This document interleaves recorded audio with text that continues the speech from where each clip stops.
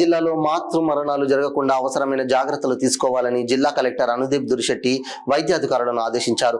Collectorate సమావేశ మందిరంలో 2023-24 సంవత్సరంలో సంభవించిన మాతృ మరణాలపై వైద్యాధికారులు, కమిటీ సభ్యులు, మృతుల కుటుంబ సభ్యులతో ఏర్పాటు చేసిన సమావేశంలో ఆయన పాల్గొని మాతృ మరణాలపై సమీక్షించారు.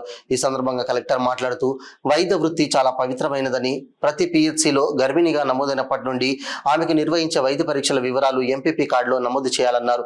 గర్భిణికి వైద్య సేవలు అందించే సమయంలో ప్రోటోకాల్ పాటించాలని, ప్రమాద పరిస్థితుల్లో ఉన్న గర్భిణీలను ఆలస్యం చేయకుండా సరైన సమయంలో దగ్గరలో ఉన్న ఉన్నత స్థాయి ఆసుపత్రికి రిఫర్ చేసి రక్షించాలని సూచించారు.